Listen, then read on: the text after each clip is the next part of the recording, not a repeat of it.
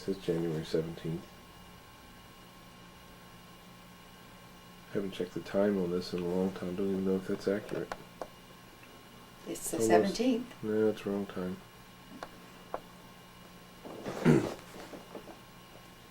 So have you done this for, I knew you did it for Ann's grandparents. All right, you're actually recording. All right, why don't you each start out by telling me your name and where you were born, when you were born, and tell me about your family, your parents' names, your siblings' names. Well, I'm Joe Sauder, and my father's name was J. Paul Sauder, and my mother's name was Alice Shank Sauder. I was born in Lancaster County, Pennsylvania, and my dad was a school teacher, a science teacher at the New Holland High School. And my mom had been a school teacher at the little one-room schoolhouse in Churchtown, and I guess that she gave that up when she got married. When did they get married? Oh, I can hardly remember. I mean, I wasn't back there then, you know. It was December the 28th. And they were married, what, 3 years before you were born. So that would have made it 26, 25. Yeah, No, 26. I would have said it was around 1926, but they were born in 1902. So they would have been around 24 years old when they got married then. And when were you born? I was born on April 7th, 1929. And I don't remember much about the early years. My first memories were around age 3. Tell me about your brothers and sisters. And I had, well, at the time, I have a twin brother, John.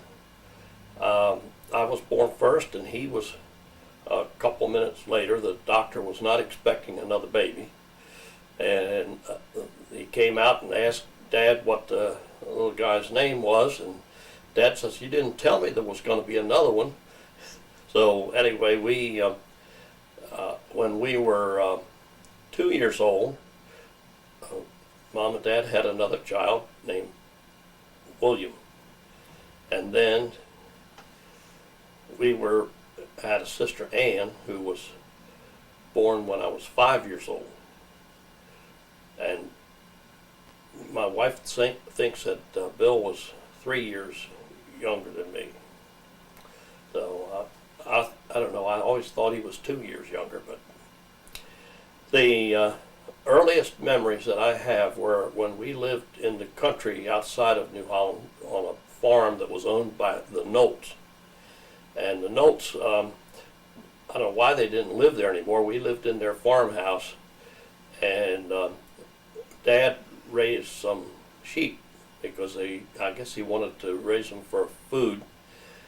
And my brother Johnny and I, at age about, well, when Bill was born, I would have been around 3 at that rate. And that's one of my earliest memories.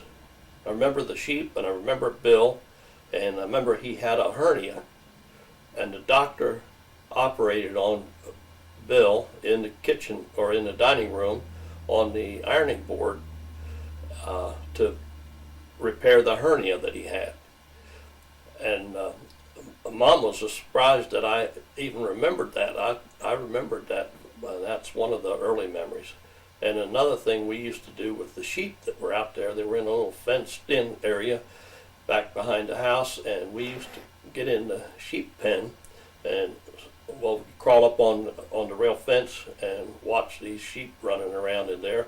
And then we'd get in the pen with the sheep and put our arms around their neck. And they didn't like that for anything. They would turn around and butt us with their head. And so then we'd have to make a run for the fence again. And I do remember another thing, and I vaguely remember this. I remember that Johnny and I got into the field, this cornfield out behind the house, and we were only 2 or 3 years of age. I remember the cornfield, but I don't remember all the details of it. But I'm told that we got lost. Mom and Dad didn't know where to find us. I mean, we were lost someplace. Well, we were in the rows of the cornfield and couldn't see the house or anything. It was taller than we were. But we ended up following these rows until we came out on the highway about a half a mile from home. And they said that one of the neighbors spied us out there and stopped and picked us up and brought us back home. They recognized that we were down there. When Dad butchered the sheep, the one of them was nicknamed Billy, and anyway, they didn't want us to be traumatized by this, so they took us away someplace while they were getting the butchering done. And we came back home and we drove in the driveway, and there's one sheep hanging up, all dressed out. And Mom says that I said, "There's Billy." So anyway, when I was about 4 years old, I guess, we moved to New Holland, and we moved down onto Railroad Avenue, which was down by the coal yard. There was a little cigar factory next door to our house, and a silk mill was across the street, down the street a ways. And you go in the other direction, we would get to Groff's hardware store. And one of the Groff boys was in my dad's high school class. And I remember a lot of things that happened there. The boys used to play pranks at Halloween. And the kids in his class came around. And Now, is that ABC Groff? Huh? Is that what's now known as ABC Groff? I think, yeah.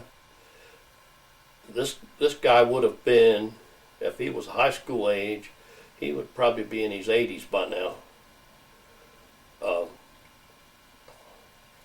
or more. Dad was, I'm not sure how much difference he would have been, but anyway, I was talking to Barbara Good, and she told me that that she's related to those Groffs some way. We were renting that house, I guess, from Uncle Noah Mack, who was a bishop in Lancaster Conference, and he wasn't actually an uncle, but he was a distant relative of Dad's, and he rented us that house. And that was where my sister was born. I remember Dad waking us up when we were about 5 years old, woke us up in the middle of the night and said, "You have a new little baby sister." And that was my sister, Ann. Her name was Lydia Ann, named after her grandparents, her grandmothers. That she had two grandmothers, and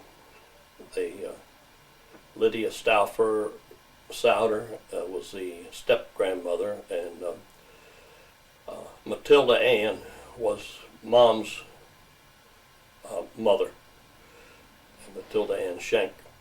Tell me about all your grandparents. Well, my Sauder grandparents, my dad's mother died of childbirth in about a week after he was born, and I never knew her. Then, when he was 4 years old, his father remarried Lydia Stauffer at the Welsh Mountain Mission. He was working up there for the mission board. I guess the mission board operated the Welsh Mountain Mission. Anyway, she was also a worker there, and they met and got married. And then they were asked to go to the children's home in Millersville. And Grandpa's name was Levi. And anyway, they were there for quite a few years. Grandpa died then while we were living in Florida. I didn't get around to telling you that, but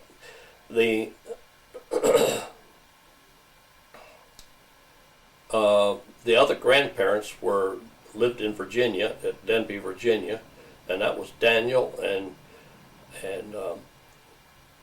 I guess Tilly is what they called her, Grandpa and Grandma Shank, and they lived just across from the Warwick River Church.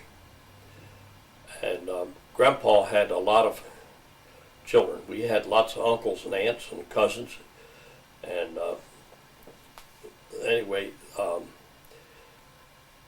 when I was 6 years old, or almost 6, Dad and Mom were asked to go to Tampa, Florida, to Dad was to pastor a church down there, and so we moved from New Holland to Florida. But before we moved, just before we were to move, my sister Ann, who was only a year old, got pneumonia, and she almost died. Back in those days, they had no antibiotics, and so Mom and Dad were just beside themselves to find, a way for her to get healed from her pneumonia. But eventually, an osteopath was able to help her through it, and she got better. And it's strange.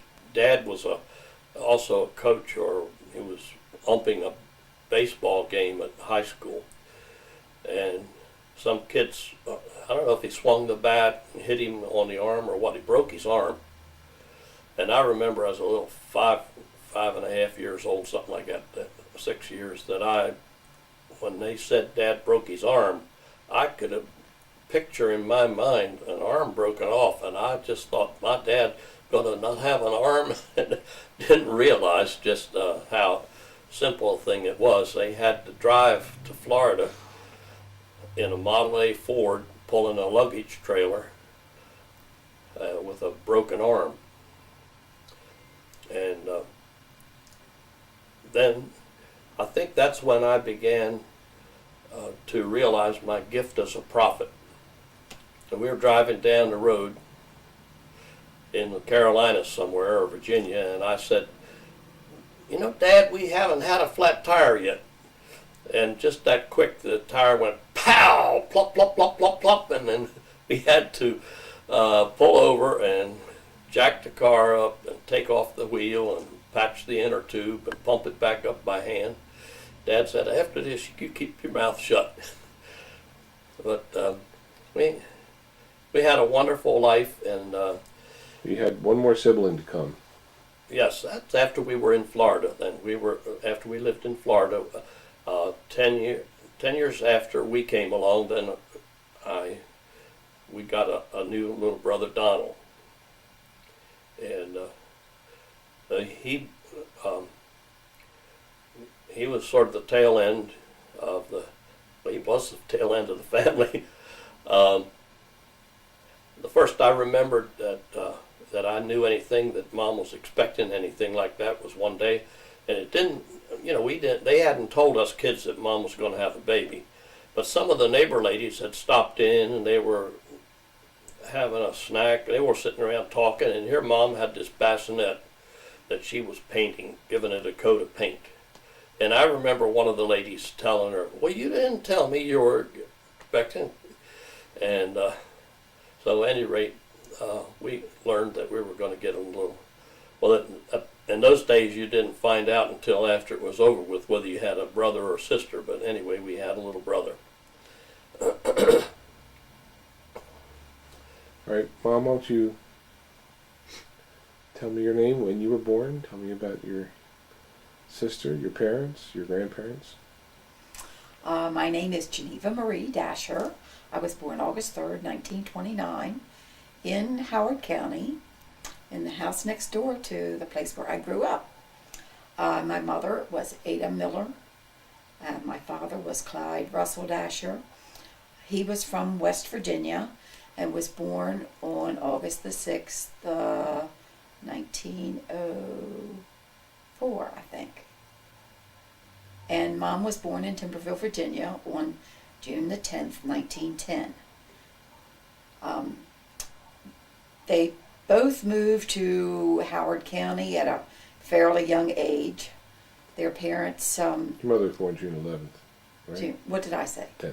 Oh, yes, June 11th, you're right, sorry. June 11th, 1910. Maybe I got those mixed up. And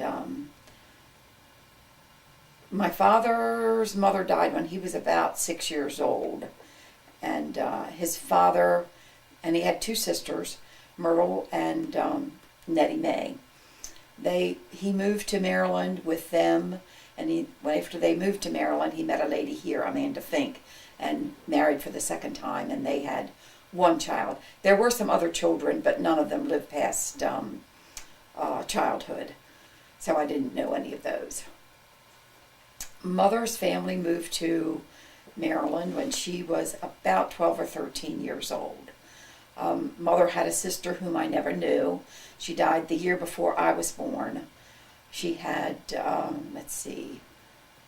Merville, Walter, Owen, John, and Junior. 5 brothers that I knew, although Walter died when I was just 4 years old, and I remember him, but just very, very vaguely. My grandfather came here because he did sawmilling, whatever you want to call that, and he came here to work because there were evidently trees here to be, were lumber here to be taken care of than there was in Virginia. Anyway, he came here for that reason. And then he worked for himself for a while, and then he eventually worked for the man whose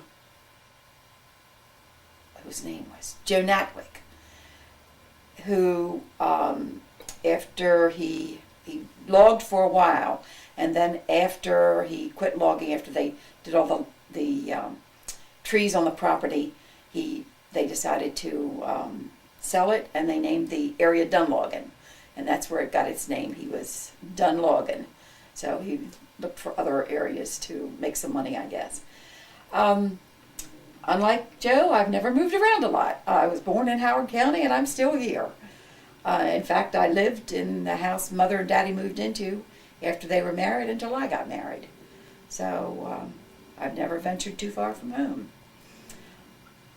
I have a sister who is 5 years younger than I. Her name is Marion. She's married to Warren Nazelrod, and they had 3 children. Let's see, what else I want to know about Mom and Dad. Mother and Dad got married in 1928, and they were married a year before I was born. And they lived in a little house. It was only 2 rooms at the time on my grandfather's property. I think it had been built for some of the people that used to help him do the logging, the lumbering, whatever they did. And they added on to the house from time to time. I can remember when they added on the living room and front bedroom, and I was pretty young, but I can just remember them working on the house. And they lived there all their life, really. My father worked at the donut mill in Ellicott City for many years. The donut mill was a place that manufactured equipment to make machinery to make donuts, but they also packaged donut mix, and they would make up batches of donuts to test their mix and the machinery. And so we had lots and lots of donuts when I was a kid. We used to feed them to our pigs. Daddy would bring them home by the, 50-pound bag, and we fed our pigs these leftover stale donuts. But also, anytime you wanted donuts for any kind of a social gathering, they were always available to you. Mother never worked away from home. She was always at home. As a younger person, Mother was very adventuresome. She helped Granddaddy in the logging business. I don't know what she did, but it seems to me she said she used to hold the boards when they would come out of the... She did what they call off-bearing. They of grabbed the slabs as they came off. Off the saw or whatever it was. I don't know. I never saw them logging, so I can remember them logging, but I don't know anything about it. But she said she used to do that. She also, I can remember as a child, she was one of the few mothers in my of the children that I knew that I ran around with that drove. Very few women drove, but Mother drove, and that was just kind of unusual. She was a pretty independent person. She liked to work outside, and we all had a cow, and we had sheep and not sheep, sorry, we had pigs and chickens, and Mother always enjoyed taking care of those. However, when I was either 10 or 11, I can't remember which, Mother developed tuberculosis, and that made some drastic changes in our family. She was sent to a sanatorium, and she was there the first time for 9 or 10 months. And Daddy had housekeepers for us for a while, but evidently that wasn't too satisfactory, so we eventually moved to my grandmother's. I remember Grandmother and Granddad lived in Ellicott City on Westchester Avenue, not far from the donut mill. And we went down there before school was out, because I remember finishing up the school year there. And we lived with Grandma then until almost Christmas. Mom came home close to Christmas then, that year, and then we got to go back home. However, in the summer, we went home for 2 weeks. The Bible school teachers from Cottage, or the ladies from Cottage City came out to Maple Grove to teach Bible school, and they lived in our house, and so we went home for those 2 weeks and went to Bible school and stayed with the ladies from Cottage City. Let's see, what else do you want to know about my family? Tell me about your home life. You told me that you guys used to have to go about a quarter of a mile to get fresh water. Yeah. And you didn't have inside plumbing? No, we didn't. We when I was real little, there was a well behind where our church is located, and we used to carry water from that well to our house, so you used water very sparingly. We always, in the summertime, had tubs we kept outside to catch rainwater, and we would use those for various things around the house. And then after my grandparents, for some reason or other, they sold the house, which is where Eccles lived today. My grandparents lived there. And I don't know what happened, whether Granddad's business didn't do well. I have no idea why they got rid of the house. But anyway, the Eccles moved there. And shortly after the Eccles moved there, he and Daddy dug a well between our house and Eccles. And so we didn't have to go quite so far for water. It was just to the lot next door. But then shortly after that, Daddy helped Mr. Eccles dig the well. And then Mr. Eccles helped Daddy dig a well in our backyard. So we eventually got water in our backyard, although we still had to go outside and pump it every day. We didn't have it in the house. And then we didn't get water in the house until Mom got sick. And then after Mom got sick and went to the sanatorium, Daddy, we had a back porch. Daddy closed that in and made a kitchen out of it, and he put water in the house. And then we had a good-sized dining room, and he partitioned part of that dining room and made a bathroom, so that when Mother came home from the hospital, she wouldn't have to go outside to the outhouse, which is what we used until I was 11 years old. And believe me, it got pretty cold in the wintertime. I can also remember going to the outhouse and finding snakes in there, and that was not fun at all.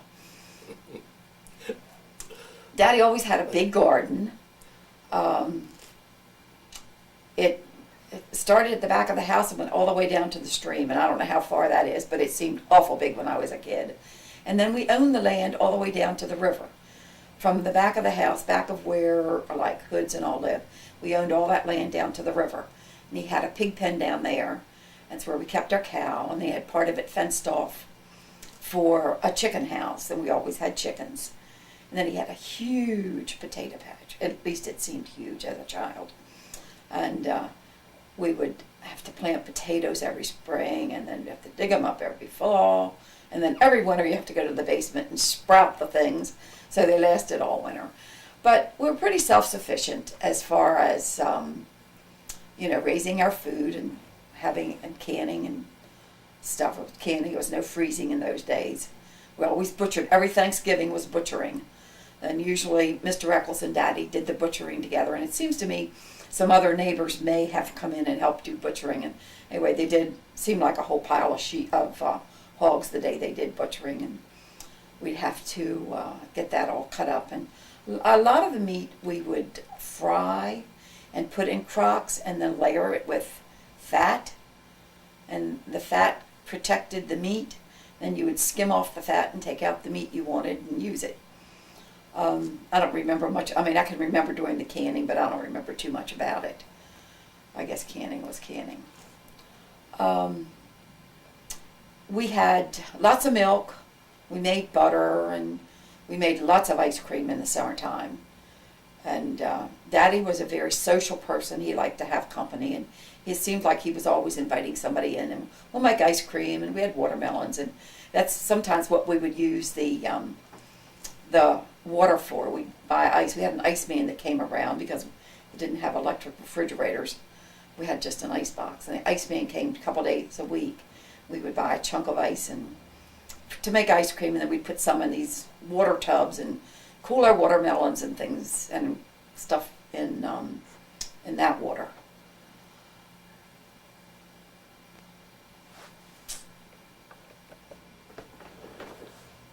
All right, Dad, you started talking about the various places that you lived and you had gotten to Florida. Tell me more about Florida. Tell me about your home life. What kind of interaction you had with your siblings?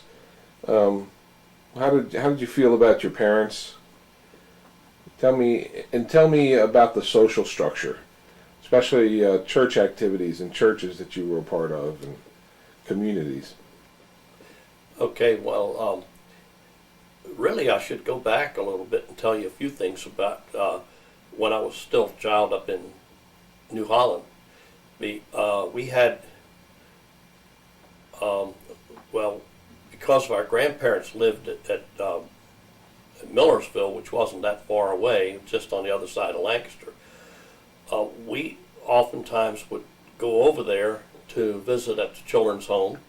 And I remember when I was 5 years old that I had my tonsils out. And the reason that there was a doctor, I think his name was Dr. Mustard, I'm not sure, but anyway, he did the tonsils for the children's home for the kids that were there for free. And so Dad got us in there and got our tonsils out too because grandparents run in the children's home, and so I remember being in St. Joseph Hospital in Lancaster, and at night listening to this poor little kid in the hospital room there was hollering, "Nurse, nurse," and he had poison ivy, and he had got poison ivy all over him, and he was really in bad shape. And we had cousins that lived not too far away too. My mom's, one of my mom's sisters was married to Hertzler, and Uncle Melvin's lived out at Elverson. And I'm not sure when Aunt Susie died. And it may have been after we moved to Florida, but at any rate, we were good friends with them, and Mom had stayed and lived with them and boarded with them before she was married. So, and they were close in their family. They were maybe the closest sisters that they had. When one summer, while I was still living up there, we went to Grandma's. Johnny and I did. And I know we were only like 5 years old because we went to the Millersville State Normal School, which is like teacher's college, and we went to kindergarten there, and I had a student teacher that took us, and I don't remember what all we did in kindergarten, but I do remember one thing that happened, that we went out for a hike down a country road and got a bunch of clay out of the bank of the shoulder of the road, brought it back to the school and made little pots out of it. We made little flower pots, and then we planted nasturtium seeds in that and watched it grow. And so at the end of the summer, we were able to present that little flower pot with the growing nasturtium in it to Grandma. I don't know if it ever finished growing or not, but that's one thing I remember that was fun. And then, like I say, we went, I started to tell a while ago about the high school students that Mom and Dad, that Dad had in high school. They at Halloween wanted to play some pranks. So they went down the street to the principal's house and lifted a garden gate and carried it from the principal's house over to our house. And there was a vacant lot next to our house, and they dumped his garden gate over next to our house there. And then there was an old telephone pole laying there, and these boys took that telephone pole and laid it across the street, blocked the street, just for a prank. And about the time they got it laid out there, here came Eddie the cop. Town cop rode a motorcycle, and he came around the corner, and those guys scattered. And they went, one of them dived under our back porch, and lo and behold, there's a skunk under there. But at any rate, I remember one Halloween that they came to the house, and Mom had got cookies out there, and they had some cider, and I remember the cider, I heard Dad talking about it later, that the cider had gotten hard. He didn't realize it, but it had sort of got spicy. And they had a good time, though. The kids were, a lot of fun. And then when I was almost 6 years old, of course, we went, Dad was asked by the mission board to go to Florida and pastor the church at Ida Street, at 1409 Ida Street. And actually the two properties were next to each other, the church and the parsonage. And 1407 was the parsonage, was the church, and 1409 was our house. And it was a small house, but anyway, we had moved down there with our luggage on a little trailer that was built like it was the back end of a pickup truck that somebody had altered to make a tongue on the front of it so that you could tow it behind the car. And the cars in those days did not have trunks on them like we have today. That thing had if you had luggage, you either tied it on a roof or you towed it with a trailer. And this trailer, we had all our earthly goods in that trailer and hauled it down there. I remember as a boy that my brother Johnny and I had a terrible time with each other. We were always disagreeing, and it didn't matter what it was. If I said something was black, he said it was white. If I said it was sweet, he said it was sour. We just couldn't see eye to eye. We would argue and fight all the time. And it used to drive my dad crazy. But he was under a lot of stress in the church work. And I remember that he would often give us chores to do around the house. And he would say he wants the lawn mowed. And of course we had a little push mower then. It wasn't a powered mower like we have today. It was a reel type mower. And we really didn't have a big yard, but he would ask us to go to mow the grass while he was gone, trim the hedge, rake the leaves. We had live oak trees all around the yard, and the leaves kept falling off a couple times a year, but they always had green leaves on it. That was always one set of leaves growing out while the other one was dying, so you always had leaves to rake.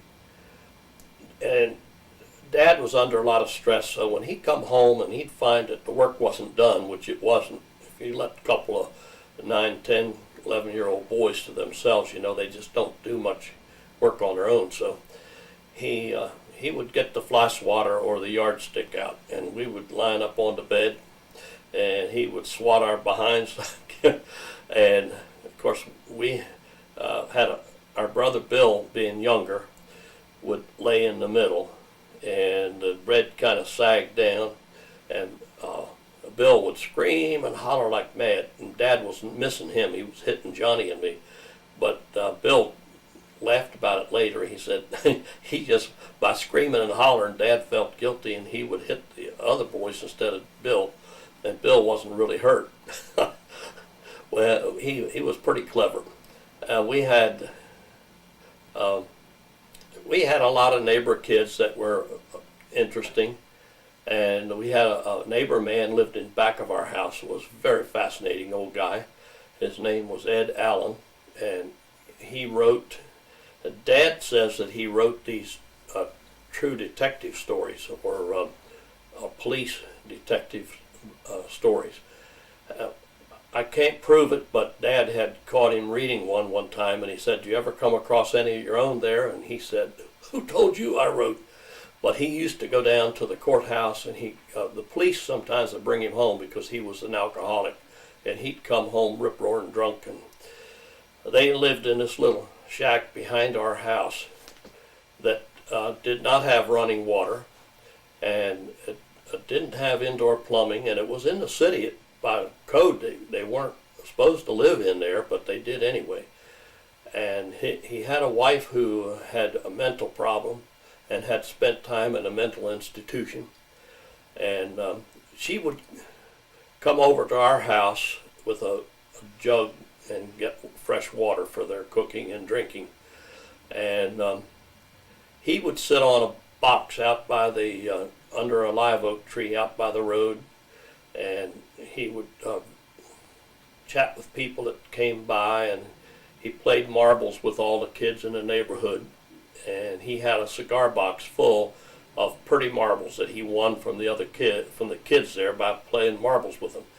And these people were soft-hearted folks in a way that his wife liked to pick up stray animals, so they had dogs that they kept in a fenced-in area, but these dogs would dig their way out sometimes and go under the fence. And they used to feed their dogs stuff like candy bars, and they would send, I remember they sent my brother Bill one time to the grocery store up on the corner to pick up some candy bars to feed to the dogs. And Bill said, "How much, gimme?"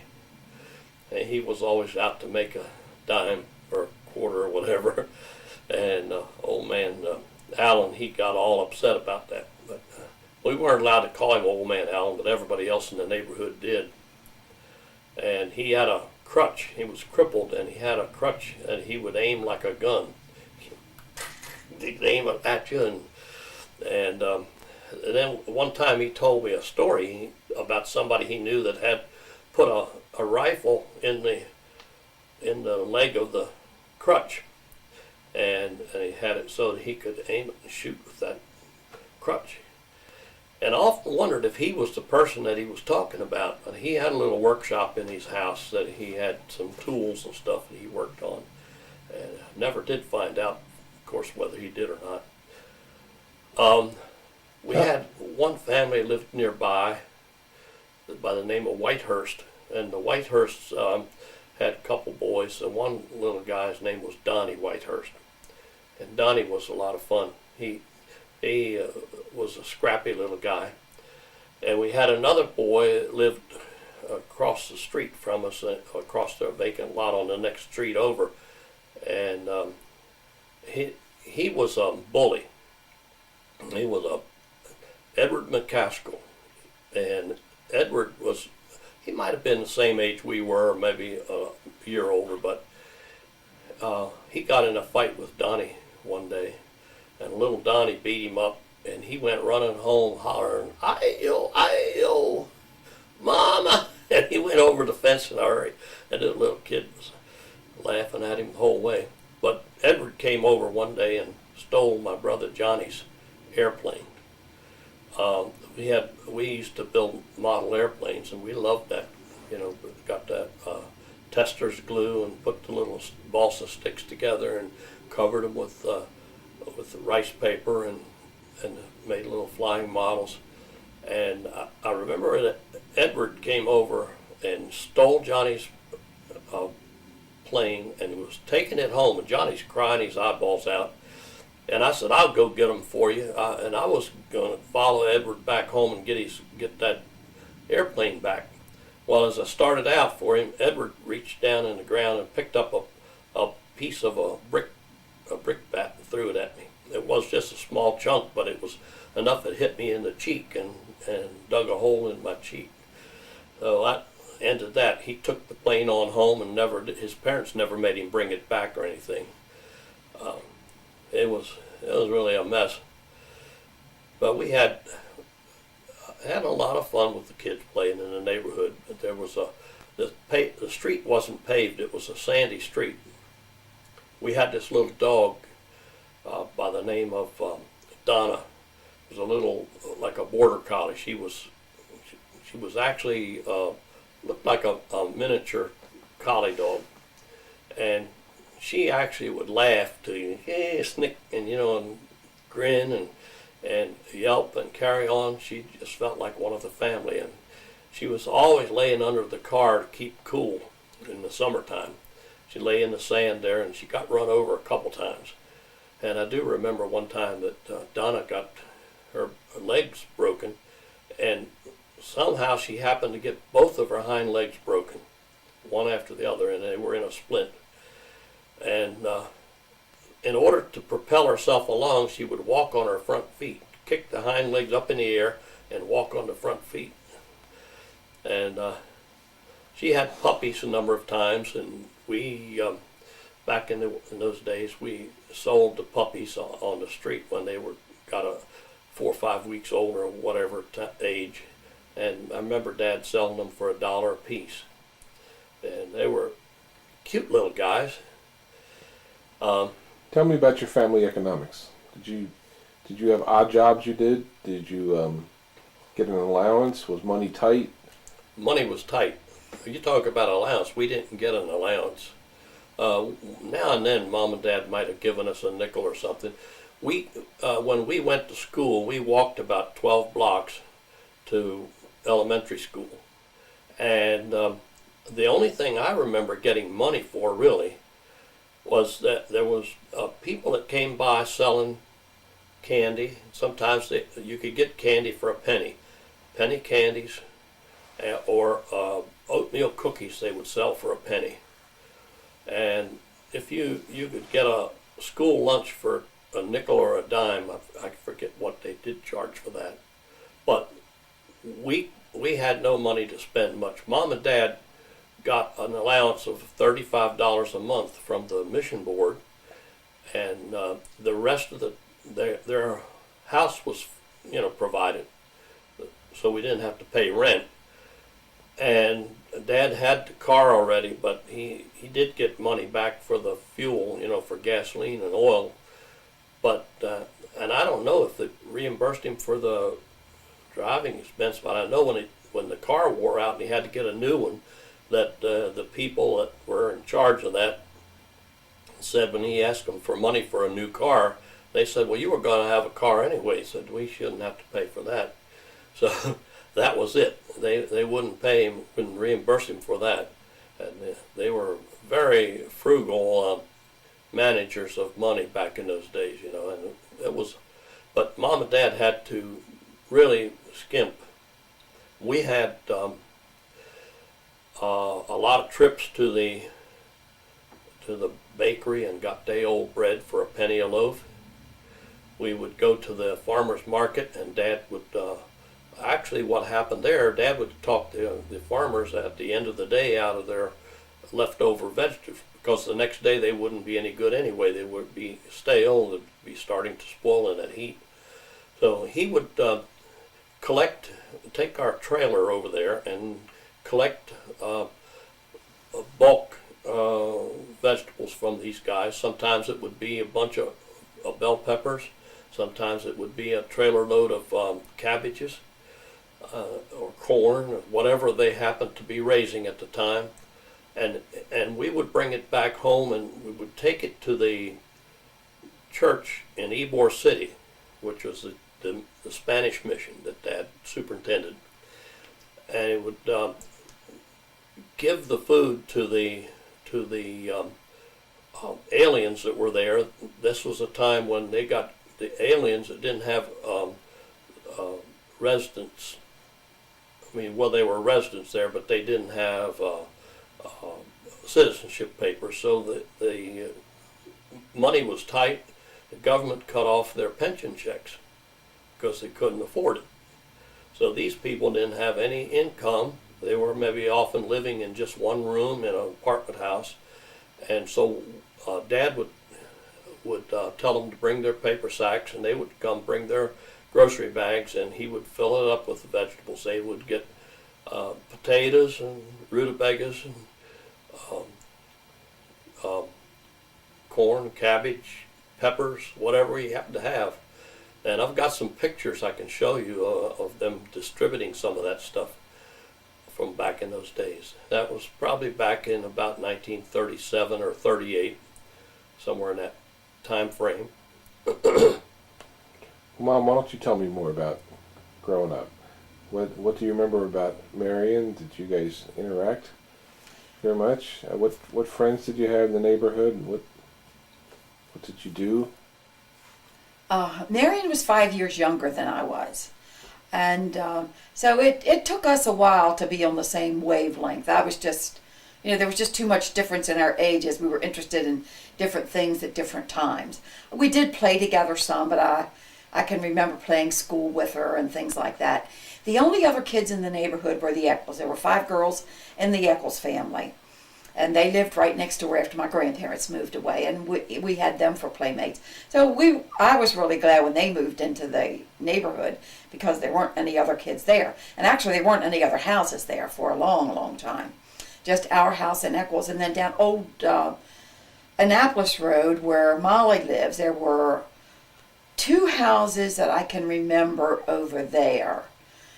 Maybe 3. There weren't very many anyway. And there were just no other kids to play with, and we lived, we didn't have a car to go places. We had friends at school, and we would often go home and spend the night with friends from school, but as far as friends in the neighborhood, there just weren't any available. So Where'd you go to school and how'd you get there? I went to Ellicott City, the town itself, up on College Avenue. There was an elementary and high school. I rode the bus. It was a good long hike on the bus. The bus would pick us up, and it was, everybody was in one school, so it was a whole mixture of people, both elementary and high school. We had 7 grades in elementary school and 4 in high school. And we went across Centennial Lane and up what is now 144 to Pine Orchard and picked up people, and then down, all the way down Old Frederick Road to Ellicott City, picking up people as we went. So obviously there weren't a lot of people living along there if they fit on one bus, but then we went there to school. Then they took us to school. So it was a long ride every morning and evening, and we reversed the route in the evening. And I started school when I was 6 years old, and went through 11 years at 7 years, at Ellicott City. In the early 40s, I'm not sure exactly what year it was, but anyway, they built a high school on Montgomery Road.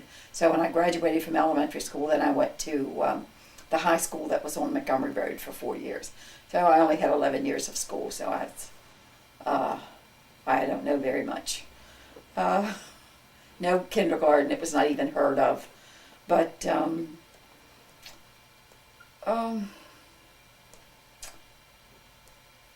we would, with the Eccles kids, I remember we used to play school a lot. I don't know why that was such a big thing, but it was. But they had 2 girls that were my age. They were twins, and 2 that were older, and then Shirley was a little younger. And I can remember playing with the one that was a little bit older. Her name was Betty. They had an older one, but she didn't mix with us very well. I guess she was enough older. I don't remember how old she was, but she evidently was enough older that she didn't have a whole lot to do with us. But then I don't even remember how old I was when people started buying up the property and moving in there. But when I was little, there just wasn't anybody around there. Your church was in Ellicott City? No, we went to Clarksville to church. We went out to Clarksville. It was a little church on the corner of what is now 10 Oaks Road and 29, not 29, what's 108 now? It was 29 then, because 29 was not where it is today at all. It was what now is 108. What is 29 now was an old dirt road. And we went up there to church, went to Methodist church. The church building, I don't think is even there anymore. But then when Mom got sick, and she came home from the hospital for a long time, she didn't go to church. She wasn't really able to. And that's when we started going to the Mennonite church, actually. The Mennonites came into the area when I was probably about 4 years old. They came in and had put up a tent, and they had tent meetings in the evenings and Bible school during the daytime. I went to Bible school, and we would go to revival meetings sometimes. But then after Mom went to the hospital, and they bought the land, which had belonged to Granddad to begin with. He was going to build a garage there, so there was a foundation on the land. And I can remember them coming out and having church in the summertime, and we would sit around that foundation and have church. And then they bought the land and built a church then on that foundation. And that was built, I was pretty young when that was built, maybe, I don't know, 6 years old, 5 years old. And we went there because they had Sunday school in the afternoons, and there really wasn't a lot going on in the community, so it was something to do on Sunday afternoons. But we went up there to church on Sunday afternoons. And actually Walter was my Sunday school teacher when I was about 10 years old. Walter Shank. Walter Shank. Mm-hmm. Who else do you remember? From that came out, started the church. okay, there were two maiden ladies that lived at Cottage City. Their names were Esther Histon and Martha Mosman. Esther is a sister to Claricel, who later moved into the area to help with the work here. And of course Uncle Ray, and I remember Doris and Clarine and Raymond and Harold both. I remember them coming out to the church on Sunday afternoons. Uncle Ray preached most of the time, but there was another pastor in there. It was George F. Brunk. He would come out sometimes. We didn't like him nearly as well as we did Ray Shank. Uncle Ray was a much better speaker and much more personable too. But I can remember them all coming out. So the two maiden ladies came out at least once a month, and they visited people in the community. And I can remember the Shanks coming out. I could often remember having them in our backyard. We sitting around talking or having ice cream. And when the church was built, there was a man that came from Pennsylvania. His name was Mr. Fry, and I just remember him as being a little short, roly-poly Dutchman. But anyway, he lived with us for about 3 weeks and worked on the church as a volunteer. So it was pretty good interaction within our family and the members of the church. Daddy and Mother both. Well, they had been acquainted with Mennonites from Virginia, so they weren't strange, weren't strange people to them. But they interacted very well with them. And actually, in visiting Doris and Clarine just last year when we were down there, Doris said she still, can remember coming out and having meals at our house and things like that.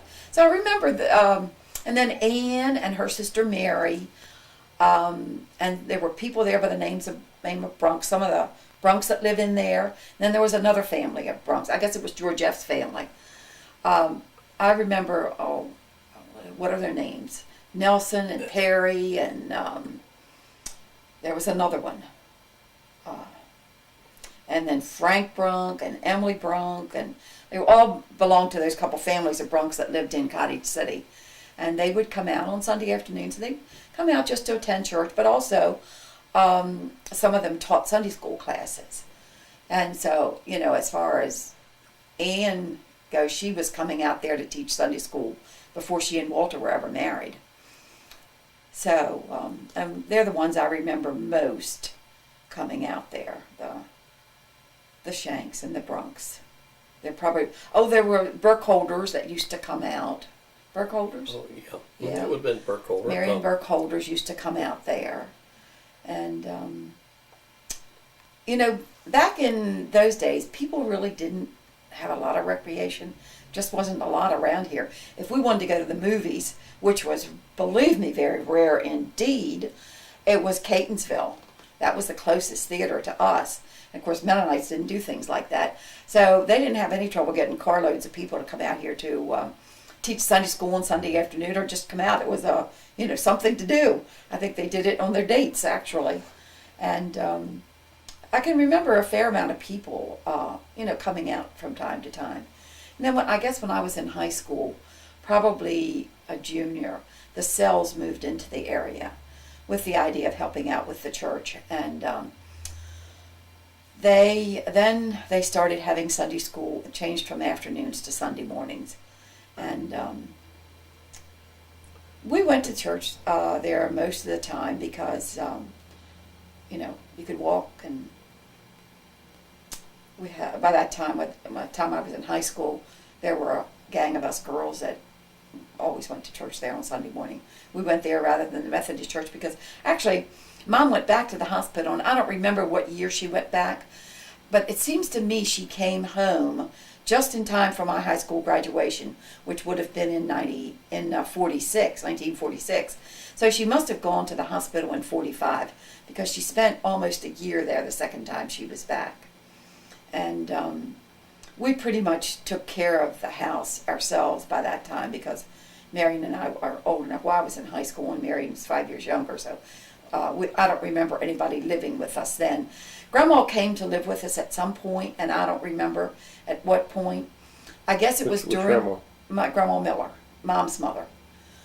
I guess it was after the war started because Johnny and Owen was married at the time and he was living with Grandma, but they were both drafted, and Grandma used to, Granddad in the meantime had gone to the Eastern Shore to do logging again, and then Grandma still kept the house, and she used to take in some boarders to help, I guess, finance living there, and most of them were drafted, so she could no longer take care of the house. She didn't have anybody living there, so she gave up the house, and she came and lived with us for part of the time, but she didn't always live with us. There were times when she found jobs babysitting for people. I can remember she babysat for the youngest of the Stories, Lennis Story. I don't know if you know her or not. Lennis Story's youngest brother. There were also some people by the name of Flemings that she babysat for. And when she babysat, she just lived with the family. She didn't go in by the day. She would just live with them, and Sort of like a nanny? well, sort of like, well, she wasn't really a nanny because nannies kind of are more, well, I always look at them as maybe teaching the children, but Grandma didn't do that. She just took care of the kids with somebody in the house, and I'm sure she did cooking and cleaning and stuff like that while she was there. I don't really know.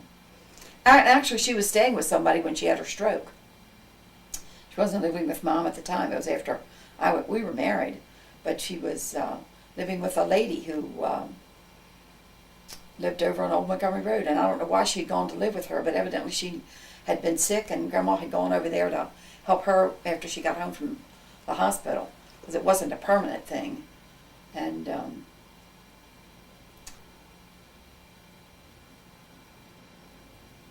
She had a stroke? Grandma had a stroke, yeah. And you were about 2 years old? I guess, 62, 64, and then she died in 65, I guess.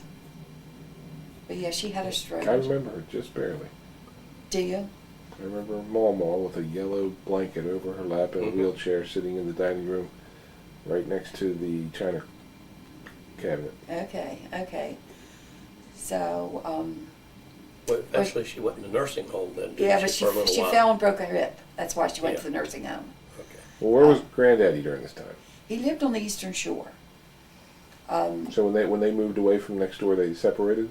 No, not then. Not until not until after they left Ellicott City. Because when Marion and I went to live with them, when I was either 10 or 11, he was still there.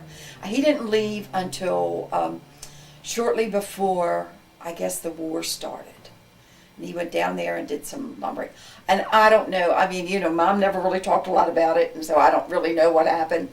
But he didn't do a lot of lumbering. Yeah, he did some, because Johnny went over there and worked with him for a while after he got out of the Army. But then he got into other stuff. He collected garbage and was a real pack rat. But when we lived with them, and if I would have been 10 or 11, it would have been 39 or 40. Of course, the war started in 41. And I know he was still there when the war started. But I also know that, and Johnny didn't go into the Army right away. Johnny, I don't know what was wrong with Johnny, I don't remember. But he was one of the very last ones to be drafted. And they put him in what they called limited service, because there was something wrong. They couldn't send him out on the battlefield. But they sent him to Oklahoma, and that's where he learned to be a mechanic. And so he always stayed stateside and did repair work on machinery and stuff like that. Owen and Junior both were overseas. They were both in, I know Owen was in North Africa and Italy, and it seems to me that's where Junior was too. I don't remember them being in the Battle of the Bulge at all. I had another cousin on my father's side who died in the Battle of the Bulge. Young guy, about 18 years old. His mother and my grandfather were siblings. But I remember Owen Jr. mostly being in South Europe.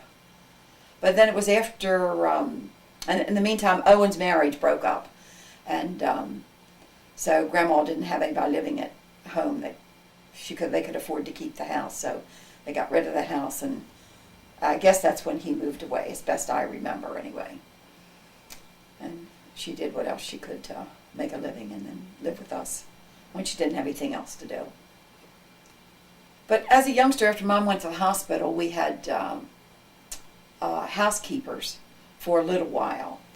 And Marion says she can remember doing things and telling the housekeeper. Now, I know, my mother did let me do this when she said she knew good and well Mother didn't let her do those things. Oh. And after Mom came home, it wasn't a very exciting life because she spent the better part of 8 years in bed. So it was up to us to take care of the house. And Daddy cut down on the garden. He didn't have as big a garden anymore. And he used to do a lot of hunting and fishing, and we often had squirrel and rabbit and lots of fish to eat. But after Mom got sick, he didn't do very much of that. And he went to see her every Sunday. She was at a sanatorium in a place called Sibyllsville, which is in Frederick County, almost up to Pennsylvania, up close to where Fort Ritchie is. And Daddy would go up there every Sunday. Just the first time or the second time? Both times. Both times. Yeah. He would go up there every Sunday. And it was a good long hike because it was not interstate getting up there, so it was going through Frederick and little towns. And it seems to me it used to take him about an hour and a half, but my memory may be bad on that. And we would go with him sometimes. And the first time she was there, we were not allowed in the hospital because we were too young. And so we always had to stand outside. So obviously in the winter we didn't go very often. But in the summertime we would go up, certainly not every Sunday like he did, but we would go up and then just stand outside the window and talk to her. And the second time when she was there, I could go in the hospital, so that wasn't, I went a little more frequently. And then sometimes he would go up and spend the weekend up there. He'd go up on Saturday. There was a log cabin motel at Waynesboro that he learned to know the people there very well. And that's where he would always go and spend the night. It certainly was a far cry from motels today, but nevertheless it served the purpose. And we would go with him sometimes and spend the weekend up there. And even when Mom came home, she really didn't do an awful lot. I guess she really didn't start doing much until after Daddy died, really. Because I always, as long as I was home, I got up and got Daddy's breakfast in the morning and fixed his lunch and sent him off to work. And Marion and I did most of the house cleaning. And I don't know who did it after I left home, whether Marion did it or if Daddy did his own. I really don't know. I don't think Grandma ever got up and got him off to work. Now, as a housekeeper, were you demanding of yourself, or did you have to live up to your parents' expectations? Or Well, I sort of had to live up to Mother's expectations. I guess I can relate to this because when you're unable to do things, you can look around and see an awful lot to be done. And she would say, vacuum the baseboards, or actually, we never had a vacuum cleaner after she got sick. We always just swept with a broom and a mop and a dust cloth. And after she got sick, Daddy bought a vacuum cleaner because he thought stirring up the dust wouldn't help her lungs any. So then we had to vacuum, and then she made sure we dusted vacuumed the around the edges and the windowsills, and I guess all that cut down on dust. So she was kind of I don't remember what kind of a housekeeper she was, because at 10 years old you don't think about things like that. But she must have been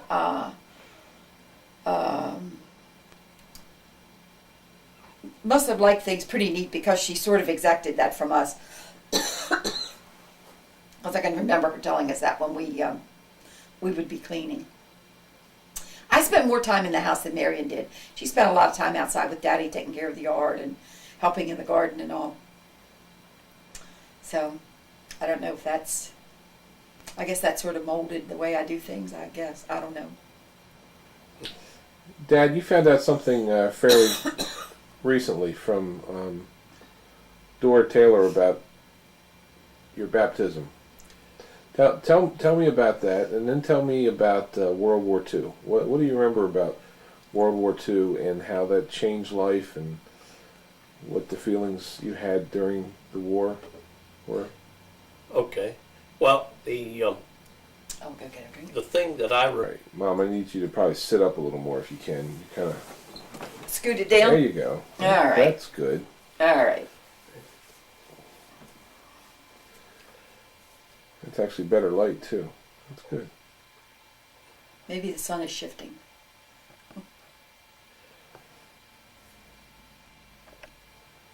Oh, we're actually recording now. Okay.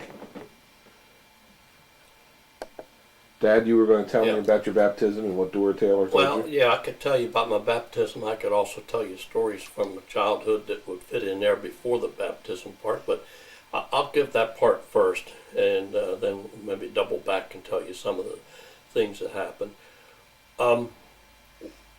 One night, Dad was given an evangelistic message at church, and I was 11 years old then, and he offered an invitation. When he gave the invitation for the message, this was on Sunday evening, I remember that I became convicted and stood up to answer the call. And unbeknownst to me, my brother Johnny did the same. But both of us stood at the same time. And we were then took a course of instruction, and when I was 12 years old, this was in 1941, on December the 7th, 1941, we were baptized. That was the same day that Pearl Harbor was bombed.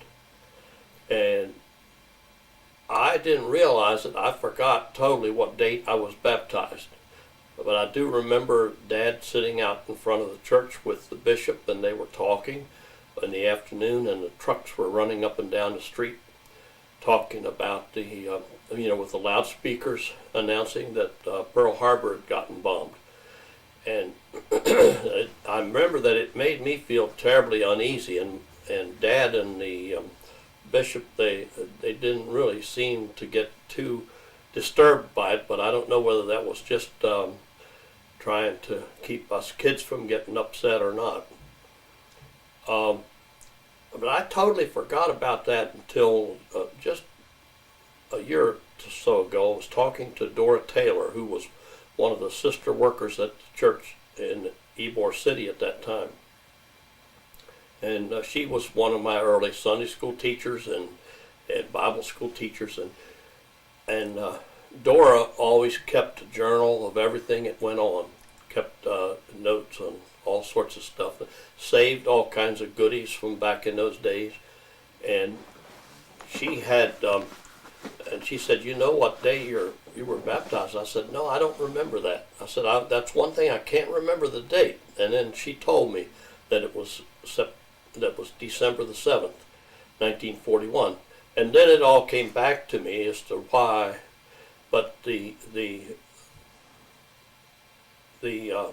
trauma of the war and something like that bombing was such for a 12-year-old, that I guess that one thing overpowered the other. I had already considered myself saved, and the baptismal part was just like secondary, and maybe had it didn't make as much of an impression on me then as this. It's sort of like the World Trade Center, getting bombed. or wrecked. It's just something that impresses itself on your mind. And then when the United States entered the war with the with England and France against the Germans and the Italians, that took over everything. There was a war effort that went on where everybody worked for war machinery and stuff, helping in the war effort, and there was always danger, although not much, of people, of airplanes coming over and bombing, although it was a long way and those propeller-driven planes did not have the range to come clear over to the United States, but everybody practiced it anyway. They practiced blackouts, and they would have war air raid drills, and they would call, the sirens would go off, and then you'd have to crawl under your desk, or and they pull the curtains down on the house at night. You couldn't allow any lights to be shining, and turn out the lights, or it just kept everybody on edge. And I remember that it was a special strain on my dad. His nerves were shot by that time, stresses from the church work, and things that he had difficulties with church work, and that kind of made him edgy. And as I remember growing up, that my dad was very jumpy and irritable sometimes, and it didn't take much to make him mad. And my mom was real placid and calm, and she didn't let things bother her much. I mean, now and then she'd get a little out of patience with Dad, but now Paul, just like that. But when it came to things that we did as a family, they did a lot of nice things with us. We had a very close family, and Mom and Dad had some traditions that they did with us kids that helped to shape our spiritual growth. And I don't remember of learning a lot of theology from people that were like preachers and stuff. Dad's the only one, because he was the only preacher that was there, so I always heard him preach. And the things that I learned about the Bible came from Mom's reading the Bible storybooks to us at night. Before we went to bed, we always had a Bible story. Mother and Dad would always, one or the other of them, would stand with us on the front porch as we went out to school in the morning, and we would say a prayer, the Lord watch between me and thee while we're absent the one from the other. That's taken from the book of Genesis, when Jacob and his family left his brother-in-law's, Laban's household, and headed for home, headed back to Israel, the land of Israel. They prayed that prayer, and so we always had that every day before we left for school. And Dad would always, before we leave on a trip, he was kind of uptight about driving.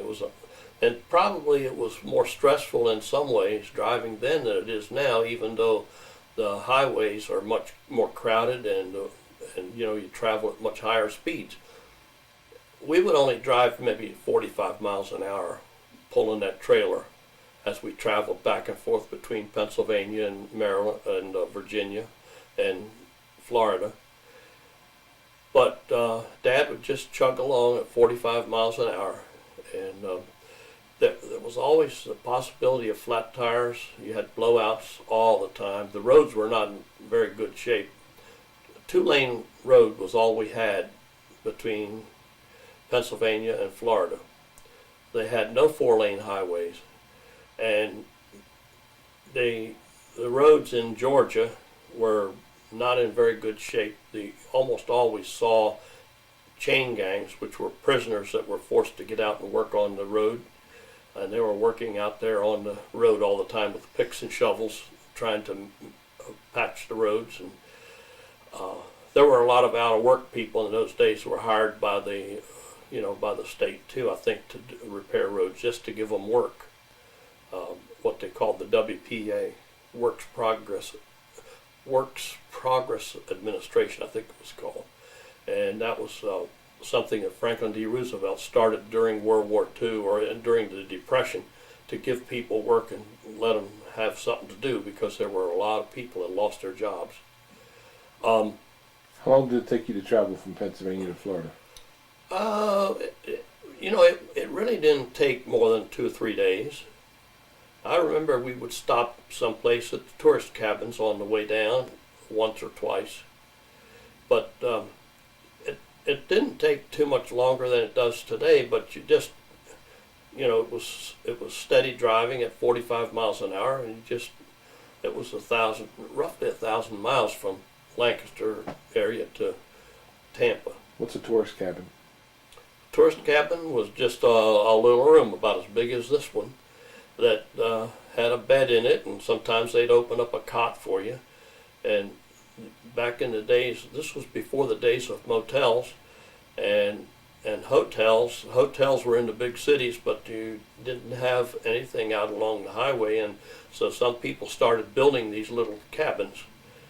Tourist cabin was like a motel, but was individual little cottages, and they were cramped, but they were nice.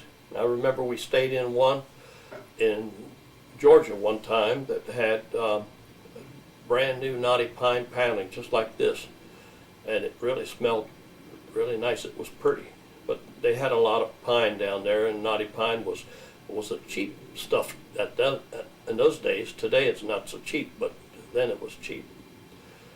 Running water? Did they have outhouses? They had running water and bathrooms in those ones that we stayed in, at least. But I do remember my grandma, when she got married, after my grandpa died, she remarried, and on their honeymoon they came down through Georgia, and they stopped at this tourist cabin, and the cabins looked awful small, but the cabins were pretty few and far between, so you stopped where you had a chance, and then you did another thing before you stayed there. You went in and inspected the room and turned down the covers to see if the covers were clean and stuff like that. So Grandma went in to see, she asked this guy running the thing if it had the conveniences, meaning a bathroom. Well, the guy said, yes, ma'am, it's got the conveniences. So she went in. She kind of had her doubts because it didn't look big enough to have a bathroom in it. But anyway, she went in. She looked all around. She looked the thing over. And the beds looked clean enough, but she didn't see a sign of a bathroom. So she said, well, where's the conveniences? Oh, yes, ma'am. He said, the convenience them under the bed. So what they had was a chamber pot. You had to put up with those. Needless to say, they didn't stay there that night. But didn't you often go from Pennsylvania to Denby to spend the night? Yeah, quite often we'd do that. We'd travel to Denby, Virginia, which was probably a day's drive going down that far. We'd stay in Newport News area. Denby was just outside of Newport News, and our grandparents lived there, and so we would stop. Grandpa Shanks lived there, and was a nice place to stop. We always had a good time because I had a number of our uncles that lived around, the uncles and aunts, and all lived in the neighborhood there too. And so we had Uncle Henry and Aunt Anna Hertzler lived on a farm nearby there, and Uncle Dan and his family lived, Uncle Dan and Aunt Nancy lived out close by there, and Uncle John was still home. He was single at that time yet, and we had Aunt Elizabeth was a single lady. She lived at home.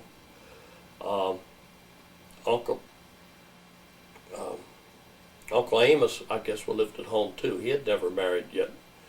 And Aunt Mamie,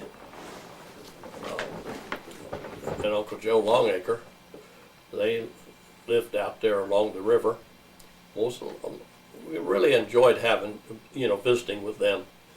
And then from there down, we would stop down in the Carolinas somewhere for the night a lot of times, halfway down, and then travel the rest of the way to Florida. Did you travel Route 1 much?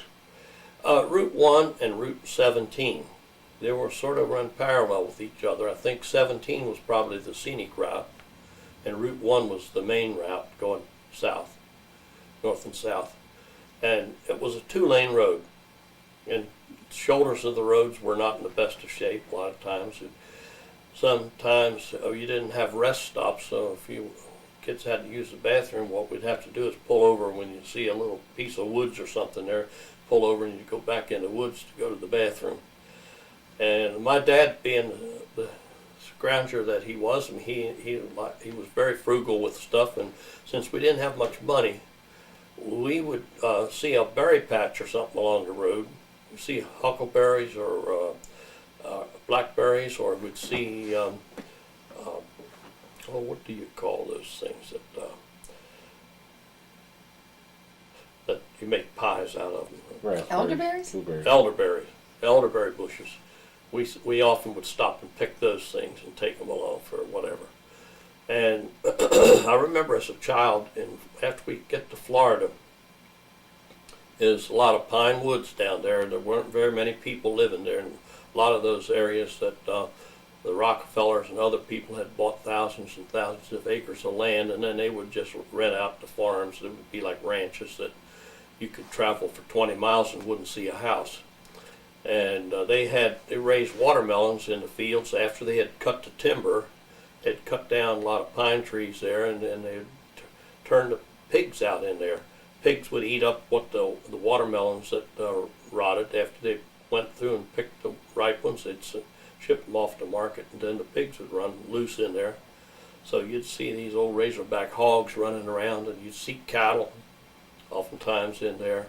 And they didn't put fences up next to the road. The farms were not fenced off, and when you went from one farm to the next one, they had cattle bars across the highway to keep the cows from crossing over to the next farm. But if you hit a cow in the road, you were responsible to pay the owner of the cow to replace the cow, even if he wrecked your car and killed you. That still, we had one of my schoolmates one year, his parents and his grandparents were both killed in an automobile accident during the summer. They ran into a Brahma bull out on the highway at night and wrecked their car and killed them. So you had to be careful in driving like that. And we did a lot of things together as a family. Dad liked poetry, and Mom liked it too, but Dad liked it especially. And they both liked to sing. They used to sing some beautiful duets. Sometimes in church they'd sing a duet, and sometimes we'd go out to the beach once or twice a year and over to Clearwater Beach as a family, and we'd get really blistered bad. We got more sunburn, come back sore as a boil because we cooked all day at the beach. Mom and Dad always made it a custom to sing "Day is Dying in the West, Heaven is Touching Earth with Rest," and they'd sing that all three verses of it. When the disk of the sun got right even with the horizon on the coming on the Gulf of Mexico, they'd start singing, and by the time they finished, just when the sun got down below the horizon. Excuse me. Dad liked to fish a lot, and I remember even as a 4 or 5-year-old going with Dad fishing for trout in Pennsylvania, and he would take my brother Johnny and I along, and this was before Bill was big enough to go with us, and we would go out there in the field with him, and he'd have to tell us to hush and be quiet, don't scare the fish. And he's going up these little streams coming down through somebody's pasture and catching trout. and I didn't know it, but he told us later they used to sell the trout. He'd go peddle them from door to door in the summertime because school teachers didn't get paid in the summer. So he would catch these trout, and then he'd go sell the fish, fresh fish to people, what he had caught in the farmer's field. In Florida, Dad had a rod and reel, but we boys did not have rods and reels. We had hand lines that we used to fish with, and you didn't need a fishing license down there. People, the tourists that went down, used to fish off of bridges and seawalls and stuff. You'd see them with bamboo poles, but a lot of us on the cheap, we would just tie a sinker on the end of a string, and you'd put a couple hooks on there and put your bait on it. He'd buy a bunch of shrimp, and we would put that shrimp on the hook and drop it over. And it wasn't too hard to catch fish back in those days. The waters were teeming with them, and I remember one thing that we used to like as kids. Dad had to go down to Sarasota, which was about 35 or 40 miles away, to give communion to people that were snowbirds that used to go down there in the wintertime. Down in the Amish used to go to Pinecraft outside of Sarasota, and some others, Mennonite people, used to go down there for the winter. So Dad would go down and he'd preach for them and give them communion. And along the road there would be these roadside stands where people would smoke mullet. The mullet was a type of fish that you had that didn't bite on a hook. You had to catch them with nets. They were I don't know if they ate or vegetarian type fish. They didn't eat the same stuff. They wouldn't bite on shrimp, but they'd catch them in nets, and they were oily, sort of a fatty fish that took well to smoking. And that was delicious. I mean, for 25 cents or 35 cents, Dad would get this big old mullet like that, and they would slice it open and lay it open like butterfly it, like spread sauce on it and smoke the whole thing. And we would pick that meat off. That was really good. And that's one of the treats I remember as a kid. And I remember too that because Dad was a little short-tempered sometimes, and well, it was more because of Johnny.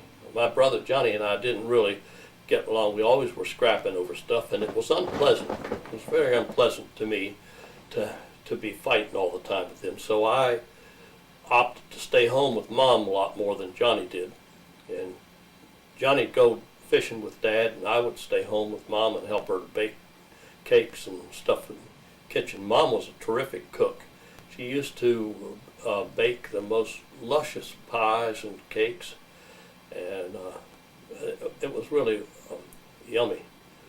And I remember that also Mom was pretty good at entertaining us kids come a rainy day, and we would get out there in the living room, and she would get a blanket and drape over the chairs and tables and make little caves for us to hide in and play in, and just things like that were very, very a lot of fun.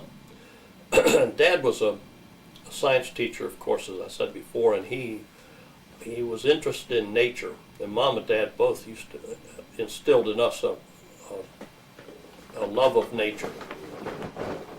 Dad would always explain a lot of stuff to us about the natural world, and so we were always having these object lessons about things that we saw.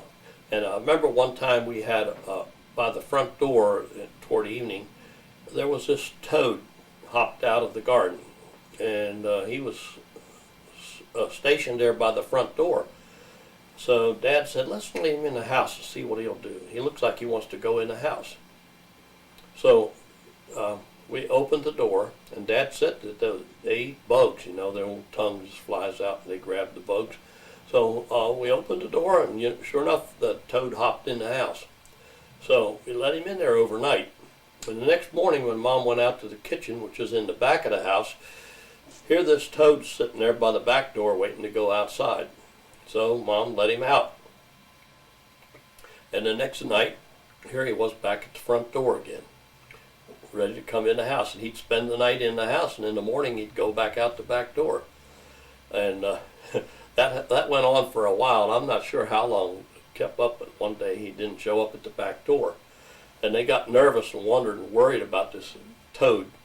And so we looked all around, and Dad found this coffee can. Now the coffee cans were metal, and they had top that you had a coffee key that you use sort of to unwind a strip of metal from around it that released the top. And so you'd save the bottom of the can, you use it for cleaning paintbrushes and stuff like that. And he had been doing some varnishing and had some turpentine. No, it wasn't turpentine, it was linseed oil or some varnish of some kind that was in a can, and the brush was in it, I guess, and the can was sitting open, and it was in, he had kind of stuck it in behind the bathtub to hide the thing from view. And we looked high and low, finally discovered this guy. He had jumped in that can, and he was covered with that varnish, and it was sticky, and he couldn't get loose from it. So Dad didn't know how to get it off him, so took him outside and took turpentine and washed him off with turpentine. I know that poor toad. He was surrounding the garden after that, but he never came by the front door anymore. Well, that was kind of fun. And Dad used to go down to the banana boats down in Ybor City. The Ybor City church was just about 4 blocks from the waterfront. And if you went down there, you'd see where the boats came in from Honduras and places like that. And the bananas were green as grass when they came in. So in order to ship them, they had to pick them real green and wait for them to ripen up on the way. And so any that got ripe on the boat, they were too soft then to ship, so they would sell them to you for 50 cents for a whole stalk of bananas. And the stalk of bananas was like about this tall, and those hands of bananas all over them. You might have a dozen hands on one stalk, and you get that for 50 cents. So Dad would buy them occasionally and bring them home for us to eat. And we had a good old time when we had bananas. I loved bananas, and I liked fried bananas. And Mom would make fried bananas sometimes. And this brings up something really humorous, because we didn't have vitamins back in those days, but as a kid, when we were just toddlers, Mom used to give us cod liver oil by the spoonful to eat, and we learned to like the flavor of the cod liver oil. And so anyway, I liked the bananas and the fried bananas, and Dad said he didn't like them. He didn't care for them. I said, Dad, you ought to try some. They taste almost as good as cod liver oil. They laughed at me after that. I mean, I got a lot of ribbon over that one. But Dad loved to eat too. He used to game to try any kind of new fruit, and Florida was full of new types of fruit from Pennsylvania. We had guavas and mangoes and papayas and avocados.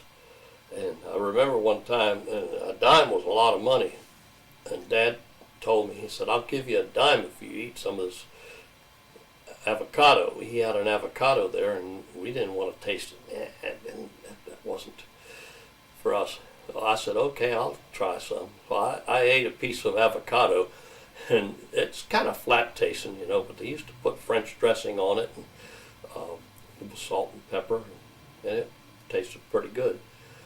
And I remember the guavas were stinky little things. I mean, they smelled terrible, but they did taste pretty good. And a lot of people liked guavas down there.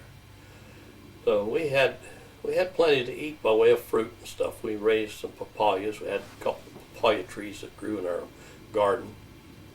And mangoes we had to buy in the store. We didn't have as many of those, but we used to eat mangoes too. They were good. Mom, why don't you tell me about World War II? What do you remember about rationing? How did it affect your lives? I don't know that it affected ours as much as it did some other people because we raised a lot of stuff on our own. But during the war, meat was rationed. Dairy products were rationed, butter and sugar and can't remember if milk was or not, but I know butter was rationed. And maybe they just didn't use the milk for the production of butter. An awful lot of stuff went into stuff for the military. If you had a garden and you canned, they would allow you extra sugar for doing that. You had to make do with the car, the tires. I guess you could buy new tires, but usually they just patched up tires and made them do. Shoes were rationed. You were only allowed X number of shoes a year, and it really wasn't very many for growing kids. Gas was rationed, so you really didn't go anywhere. When I was in high school, the teachers rode the buses to school. Actually, some of the high school kids drove the buses because every eligible male was drafted. And for some reason or other, women didn't drive buses back then, but the high school kids drove. They would bring the bus to school and take it home with them at night. We had no activities outside of school at nighttime. We had any social things we did were during the day.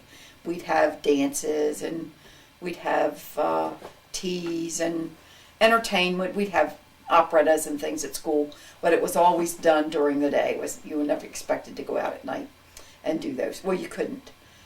You just didn't go anyplace. You stayed home. As far as, we were in the city, so, the lights and all didn't make as much difference to us because we were out in the country, but we did have to buy dark shades to put at the windows so that when they had blackouts, and I guess they must have announced those over the radio because we certainly couldn't hear those sirens where we lived. But they had blackouts and everybody had to either turn their lights out or put the shades down. And but a way it affected us otherwise, Daddy had work. He worked at the donut mill all during the war, and he was never out of work. But I guess they probably did a lot of stuff for the military too with their flour mixes and stuff. But everything was geared towards the war effort. Absolutely everything. It was, nobody had trouble finding jobs because there were just so many jobs created because of the war. There were no cars. Why was your dad not drafted? Was he too old? He was old enough that he kind of missed it. Plus, there would have been nobody to take care of the kids because Mom was sick.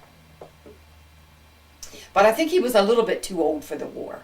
Just was kind of like Joe with... In the late 30s, I think that Dad was the same way too, because he was drafted. He was older than Daddy, though. He was a little bit older, but I remember that Dad wasn't drafted because of being a minister. If they didn't draft ministers, but I think age 38 was the cutoff. There was a cutoff age too, and I guess they figure older people like that are too hard to train. Plus, you need people that are young that are just gonna act instinctively, and as you get older, you don't do that as much. So he was approaching that older limit. Older age limit, but then, as I say, Mom was sick and there was nobody to take care of us. But Joe missed being drafted too, just because of circumstances like that.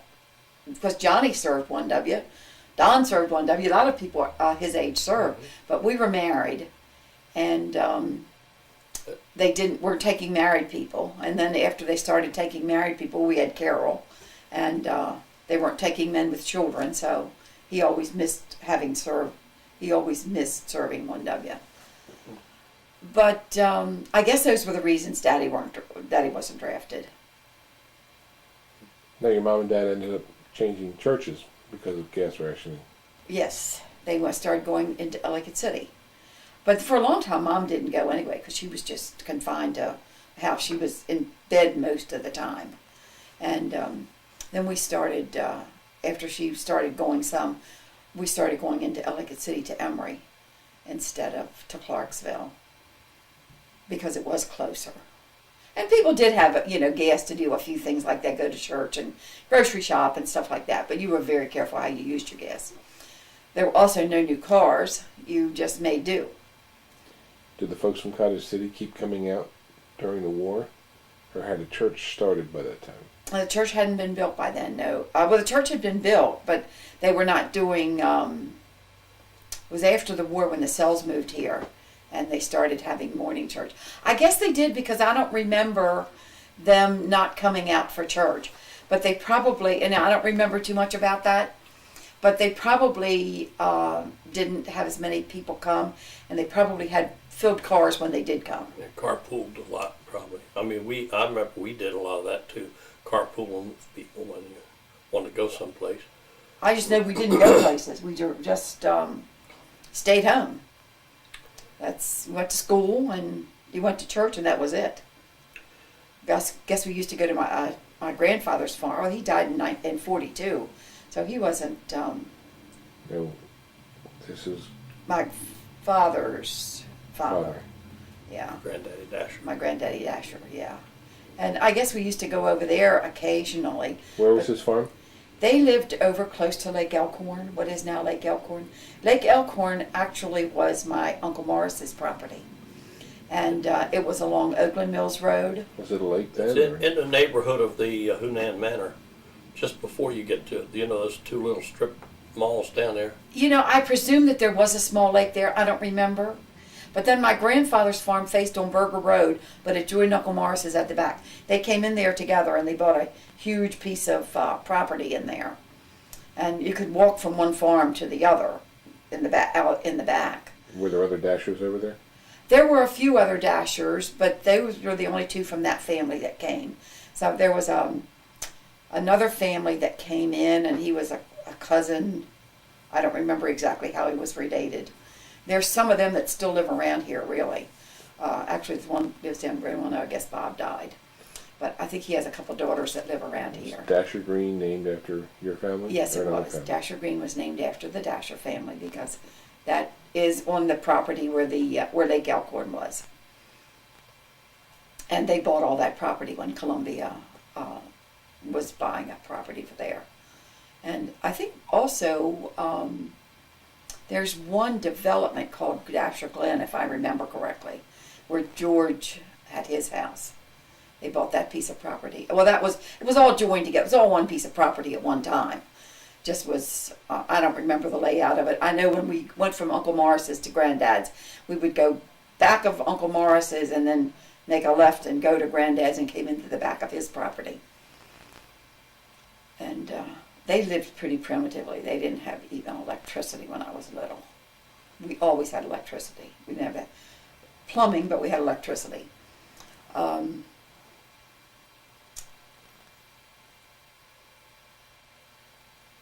As far as, the war, I mean, it changed everybody's life because there were a lot of discoveries made during the war. They developed sulfur drugs and penicillin, which was the beginning of antibiotics. That may have been worked on somewhat before the war, but the war just accelerated that kind of development. Airplanes, it certainly accelerated the development of airplanes. And then after the war was over, and everything went into the production of automobiles because everybody's cars were getting pretty crappy. Do you remember seeing your first airplane? No, I don't. Or were they commonplace by the time you were little? I guess little airplanes were, yeah. I know my father always liked airplanes, and I can remember us going places and watching people flying. And actually, when Marion and I were pretty young, we were visiting relatives in Bridgewater. And when we were coming home, they were flying in Harrisonburg, out close to EMC. They had a small field there, and they were flying. They were taking people up. And Marion and I said, "Oh, we'd love to go for an airplane ride." And don't you know, Daddy took us up there, and we went for an airplane ride. And we were pretty young, but he was always fascinated by airplanes. He really liked it. And I guess that's why he did it. I don't know, because it certainly wasn't because we were wealthy and could afford it. But I don't remember a first airplane, no. Jetliners, yes, but not airplanes. They were just little airplanes around. And he would often go into National and they had an observation deck, and he would just love to sit there and watch the airplanes come and go. So I guess, they were around ever since I can remember. Now, Dad, you have a story about Grandpa kicking you out of the car. Okay, well, I told you how Johnny and I used to scrap all the time. And you argued till the day he died. We argued till the day he died. I mean, I was repeating something just an hour before he died. I'm telling him something that I remembered happening, and he argued that it didn't happen that way. It was something different. And I still think I was right. And Ann thinks the same thing. She thinks that he kind of got things confused a little bit, but that's neither here nor there. When you're traveling for hundreds of miles in a little old cooped up car like a Model A Ford, and we had, this was before Donald was born, so Ann and Bill would have been just little tiny tots. I think that they were sitting in the front seat with Mom. Mom was holding, they had the bench seats, which is a little easier to fit extra people in there, and there was no seat belts. So Mom was holding Ann on her lap, I think. And Bill, but they were old enough that they could remember this kind of stuff. Johnny and I were fighting at any rate, and we're out in the middle of the boondocks. I mean, it was a pine forest with no houses for 20 miles. And Dad said, if you guys don't stop your scrapping, I'm going to make you get out and walk. And he didn't say how far we're going to have to walk, but he just said, we're going to make you get out and walk. Well, the inevitable happened. We still kept fighting. And so he said, get out. Pulled over, and he made us get out. And of course, it really traumatized my little sister and brother. Johnny and I got out, and we started walking, running. Dad put the car in low gear, I think, and just let it kind of idle on forward, just chug along, just enough to keep ahead of us so we couldn't catch him. And we started running for the car, trying to catch up. And I remember in my mind, I'm already thinking, I know which direction Tampa is, and I'll have to walk or we'll get there somehow. I figured, just keep going. But Johnny was a better runner than I am. This one thing, see, that I and Ann agrees with me about this too, but I know it's true because he ran faster than I did. Johnny was more athletic than I was, and he usually was something like that. He was a little bit more in front, and we're trying to catch up with the car. So we ran and we ran, and after we ran a little ways, Dad finally stopped the car and he said, "Can you all behave?" And we said, "Yeah, we can." He said, "You promise to be good. We'll let you get back in the car." And so we did, and we didn't utter another peep the whole way home. I mean, we had, and Ann to this day tells about how traumatized she and Bill were by this, about Dad putting her brothers out, making us walk. Johnny got to thinking about stuff later on. He told me one time, he said, what I should have done was hid behind a tree and make them come looking for us, And later on, in his mind, he ran it over and over, and he got to the point where he believed that that's what actually happened. And he was telling the story as though it happened that way.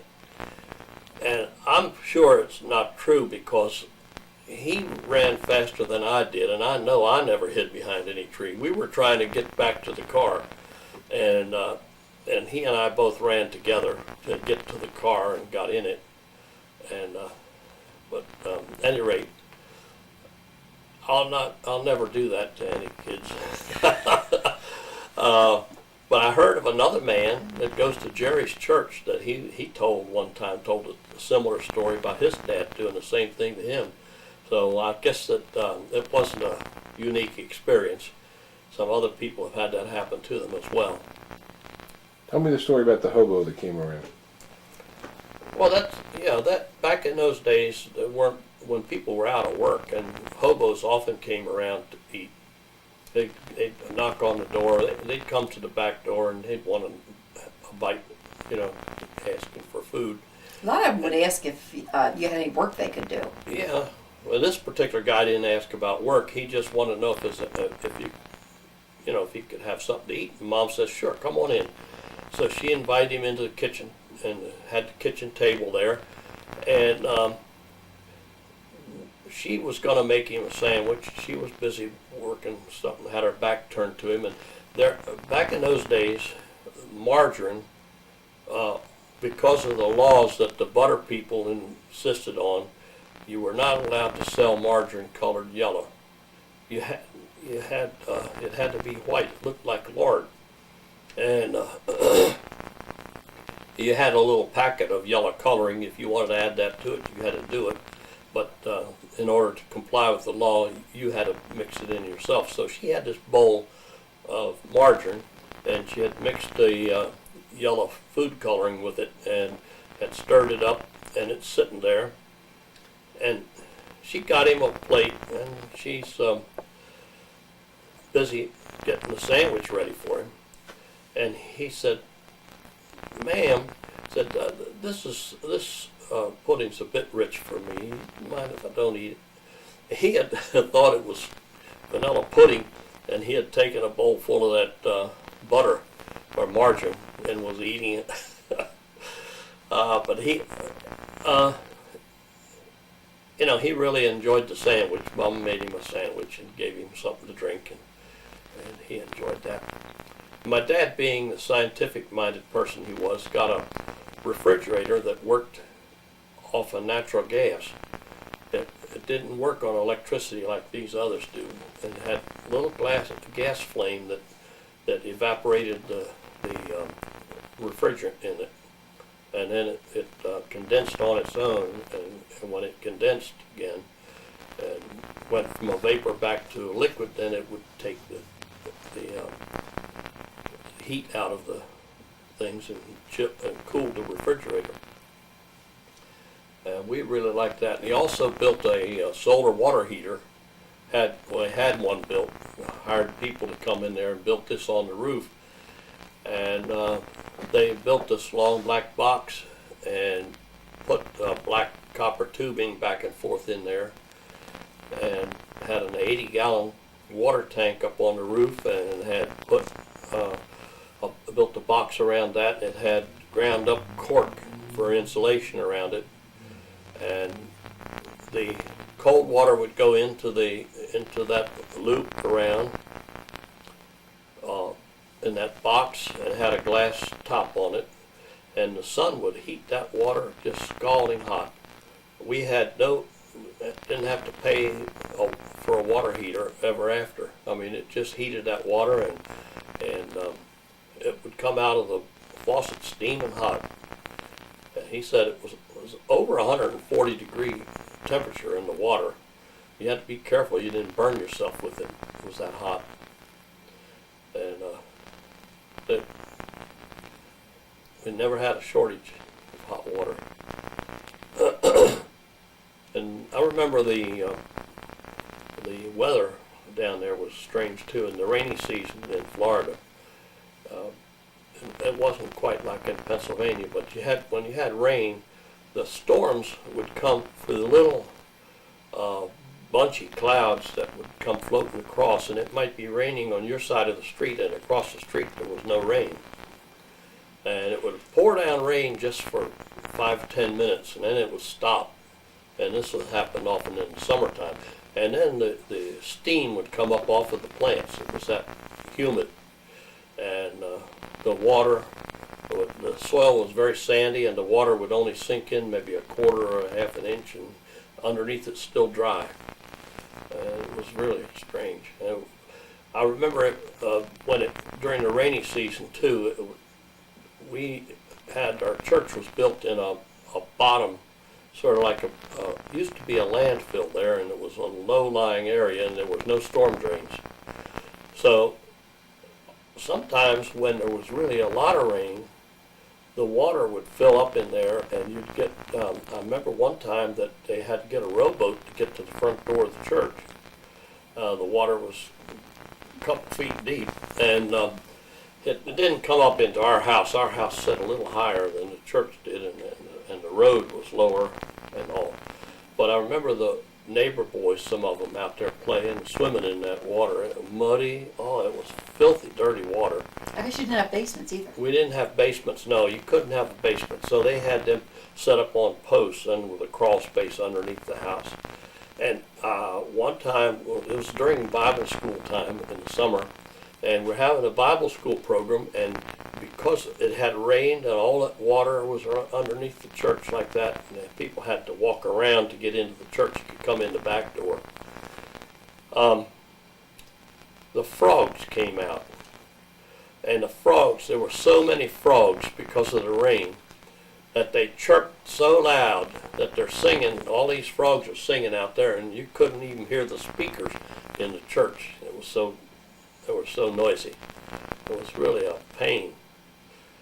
It was strange. That only happened maybe once a year. It would be a week or two that it would be rainy like that. And then,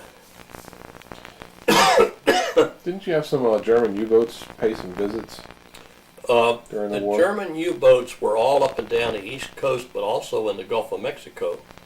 And I remember one time during when we were still when I was still in Florida, I don't know how old, 10, 11 years of age, something like that, maybe 12. It was right around the time, actually it was before the United States got into war, I think, because I remember this, and I was 12 when I moved to Virginia. But a U-boat was chasing a boatload of pineapples, and they had this freighter of pineapples, and they were headed for New York, and because of the U-boats that were out there, submarines, the pineapples started getting ripe on them, and these guys had to get rid of them, get them off the ship. So they pulled into Tampa, and they sold them very dirt cheap. I mean, you could get a whole bushel of pineapples for 50 cents or something. And so the ration board lifted the rationing there and let people have extra ration stamps so they could buy sugar to can these pineapples. And we had pineapples galore. Dad bought a bushel or so of them, and we were eating them. And I remember my brother Johnny and his friend got them, and the parents didn't care whether we ate them. I mean, that wasn't a problem, but they ate too many. Your blinking light is going off there. As they ate, they ate a couple of pineapples, just the two boys by themselves, and they developed a huge rash because they broke out in hives because of eating so much of them. And I don't remember eating that many, but I remember Johnny and his friend did that. That was fascinating the way that happened. The German U-boats were really a pain. I mean, they sunk more ships bringing supplies back and forth to Europe, and they had the whole East Coast bottled up for shipping.